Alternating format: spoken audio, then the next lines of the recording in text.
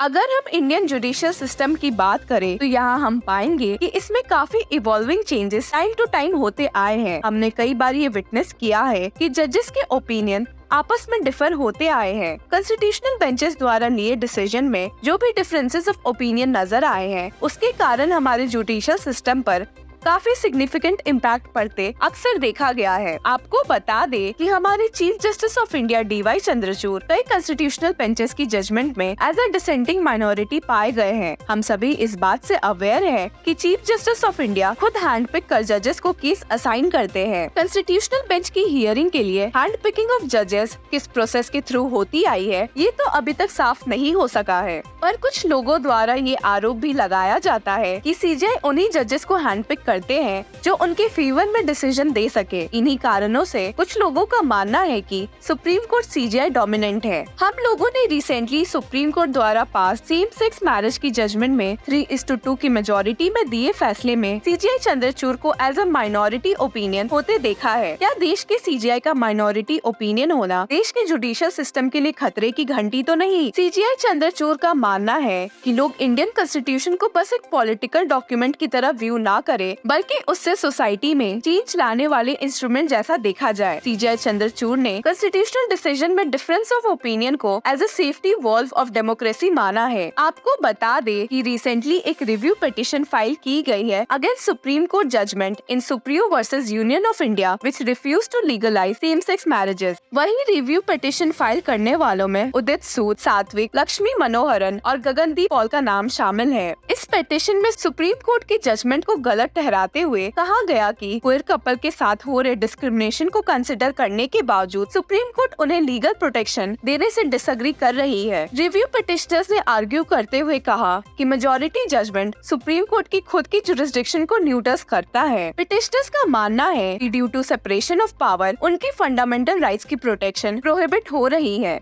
Petitioners का कहना है कि हमारे कॉन्स्टिट्यूशन में ऑनरेबल कोर्ट को फंडामेंटल राइट्स अपहोल्ड करने का टास्क की रिस्पॉन्सिबिलिटी दी गई है और न कि रिस्पोंडेंट स्टेट्स को। पिटिशनर्स ने फाइल्ड एप्लीकेशन में आगे ये भी कहा कि मेजॉरिटी जजमेंट ने नॉन हेटेरोसेक्सुअल कपल को स्पेशल मैरिज एक्ट से रॉन्गली एक्सक्लूड किया है। इस प्ली में नॉन हेटेरोसेक्सुअल कपल को सिविल यूनियन में एंटर करने की उनकी फंडामेंटल राइट की रिक्वेस्ट भी की गई है। वही पिटिशनर्स का कहना है कि मेजॉरिटी ओपिनियन जानती है कि स्टेट का लीगल फ्रेमवर्क क्वेयर कपल के साथ डिस्क्रिमिनेशन कर रहा है, पर फिर भी वो इस बारे में कुछ नहीं कर रहे। पिटिशनर ने आगे ये भी आर्ग्यू किया कि खुद सुप्रीम कोर्ट रिपीटेडली इंटरवीन करती आई है to uphold the fundamental right to marry a person of one's choice, और ये रीसेंट जजमेंट कोर्ट द्वारा सेट प्रेसिडेंट्स के अगेंस्ट होती दिख रही है। आपको बता दे कि सुप्रीम कोर्ट में डिसेंटिंग ओपिनियन पहले भी होते रहे हैं, पर चौंकाने वाली बात हमारे CJI के माइनॉरिटी डिसेंटिंग ओपिनियन होने की है। हाल ही में CJI को third comparative constitutional law discussion को hosted by society for democratic right new Delhi and Georgetown university of law center Washington DC में कहते पाया गया है कि sometimes it is a vote of the conscious and vote of the constitution. CJI ने आगे कहा he stands by his dissent. CJI Chandrachud ऐसा नहीं है कि पहली बार डिसेंट हुए हो, इससे पहले भी और 3 मौकों पर उनकी डिसेंटमेंट देखी गई है। वही सुप्रीम कोर्ट के इंसेप्शन से आज तक टोटल 13 टाइम्स CJI को डिसेंट होते देखा गया है। वही कॉन्स्टिट्यूशनल बेंच के जजेस स्पेशली CJI के माइनॉरिटी ओपिनियन होने के मुद्दे पर फॉर्मर सुप्रीम कोर्ट जज रोहिंटन नरिमन का कहना है कि a cry in the wilderness, a prophecy, a foretelling of the doom a court's judgment would have on society. Former supreme court जज ने डिसेंट को प्रेस किया और अपने द्वारा लिखी 2 वॉल्यूम बुक डिस्कॉर्डेंट नोट में 3 ग्रेट डिसेंट्स का जिक्र भी किया। डिसेंट को सपोर्ट करते हुए फॉर्मर जस्टिस नरिमन का कहना है कि नॉन अनोनिमस जजमेंट्स न केवल जजेस की कॉलेजियलिटी को अफेक्ट करते हैं, बल्कि कोर्ट द्वारा perceive finality of the law को भी करते हैं। वही फॉर्मर जस्टिस का ये भी कहना है कि लीगल कम्युनिटी में मोस्टली स्पेशली जजेस agrees that the pros outweigh the cons. आपकी जानकारी के लिए बता दे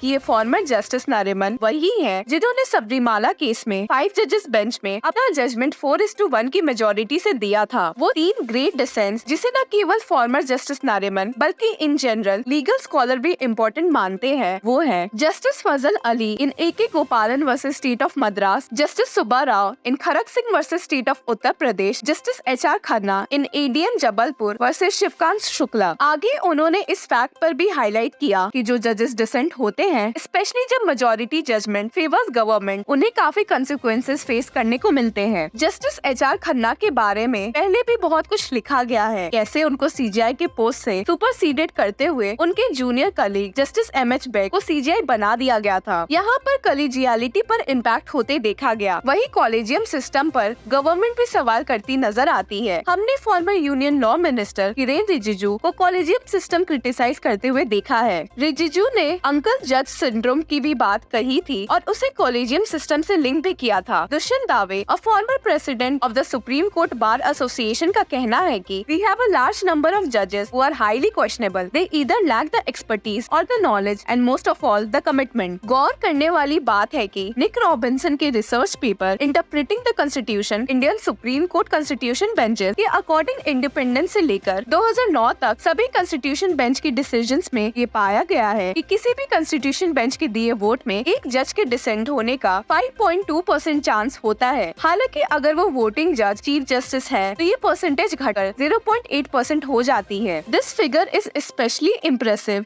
since it was also found that the CJI disproportionately sits on constitution bench cases. George Gadbois की study on Indian judicial behaviour ने भी इस बात से कोइंसिडेंस रखा है। Chief justice power to assign cases to benches can and does influence outcomes of cases. Gadbois ने वहीं आगे इस बात का जिक्र किया कि former CJI justice Subba Rao, जो कि अपने डिसेंट के लिए काफी जाने जाते हैं, वो जब जज हुआ करते थे, लेकिन CJI बनने के बाद वो कभी डिसेंट नहीं नजर आए। गडबॉयस से हुई अपनी मुलाकात में जस्टिस सुब्बा राव ने बताया कि बहुत सारे चीफ जस्टिस स्ट्रेटेजिकली असाइन करते हैं benches in order to impact outcomes. Recently court on trial नाम की एक बुक के author Aparna Chandra, Sheetal Kalantri and William H.J. Hubert ने अपनी एनालिसिस में constitutional bench decisions from 2009 to 2016 में पाया कि CJI केवल 3 टाइम्स डिसेंट हुए। सोचने वाली बात है कि जस्टिस भट्ट ऑलरेडी रिटायर हो चुके हैं और जस्टिस कौल भी जल्दी ही रिटायर होने वाले हैं। ऐसे में इस रिव्यू पिटिशन के आने से क्या कोई जजमेंट पर इसका असर देखने को मिलेगा?